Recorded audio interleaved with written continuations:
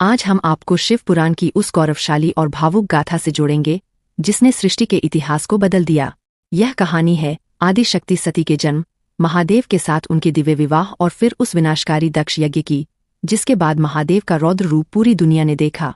आइए भक्ति और सत्य की इस यात्रा पर चलते हैं। हर हर महादेव। सृष्टि के कल्याण के लिए ब्रह्मा जी के पुत्र दक्ष प्रजापति ने घोर तपस्या की। उनकी भक्ति से प्रसन्न होकर आदिशक्ति माँ दुर्गा ने उन्हें वरदान दिया कि वे उनके घर पुत्री के रूप में जन्म लेंगी। समय आने पर दक्ष के घर एक कन्या का जन्म हुआ, जिनका नाम रखा गया सती। सती साक्षात शक्ति का रूप थी और बचपन से ही उनका मन महादेव की भक्ति में लीन रहती थी। जैसे जैसे सती बड़ी हुईं, उनके मन में केवल एक ही इच्छा थी, भगवान शिव को पति के रूप में पाना। सती ने घर का सुख त्याग दिया और घोर जंगल में जाकर भगवान शिव की कठिन तपस्या शुरू की। उन्होंने हजारों वर्षों तक निराहार रहकर ओम नमः शिवाय का जाप किया। उनकी तपस्या से तीनों लोग कांप उठे। अंत में महादेव सती की भक्ति और निश्चल प्रेम से प्रसन्न हुए और उन्हें दर्शन देकर विवाह का वचन दिया। कैलाश पर उत्सव का माहौल था। महादेव ने सन्यासी का रूप त्याग कर दिव्य दूल्हे का रूप धरा। देवताओं, ऋषियों और समस्त सृष्टि ने इस अद्भुत विवाह को देखा। सती और शिव का मिलन केवल दो आत्माओं का मिलन नहीं, बल्कि प्रकृति और पुरुष का मिलन था। सती महादेव के साथ कैलाश चली गईं और वहां वे एक आदर्श अर्धांगिनी बनकर रहने लगीं।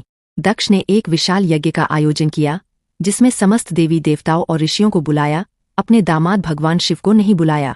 जब माता सती यज्ञ के बारे में पता चला तो उन्होंने महादेव से कहा कि उन्हें अपने पिता के घर जाना है। महादेव ने समझाया कि बिना बुलाए जाना उचित नहीं है, लेकिन सती के हट के आगे महादेव ने उन्हें जाने की अनुमति दे दी। यज्ञ स्थल पर पहुंचते ही दक्ष ने सती का स्वागत करने के बजाय महादेव का भरी सभा में अपमान किया। उन्हें भिखारी और अशुभ कहा।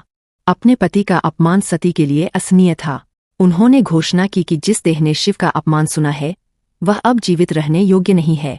सती ने यज्ञ की अग्नि में कूदकर अपने प्राण त्याग दिए ताकि वे फिर से ऐसी जगह जन्म ले सके जहां शिव का सम्मान हो। जैसे ही महादेव को सती के प्राण त्यागने का समाचार मिला, उन्होंने क्रोध में अपनी जटा से एक बाल उखाड़ा और उसे जमीन पर दे मारा। वीरभद्र को उत्पन्न किया।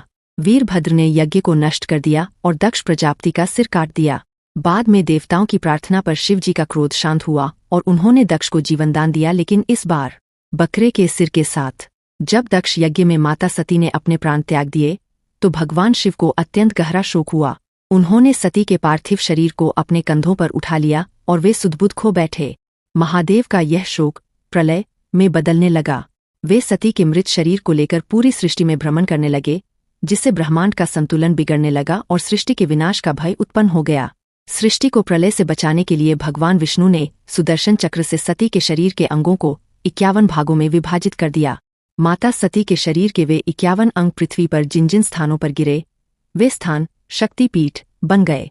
हर शक्तिपीठ में माता सती देवी रूप है और उनके साथ महादेव का एक भैरव रूप भी स्थापित है।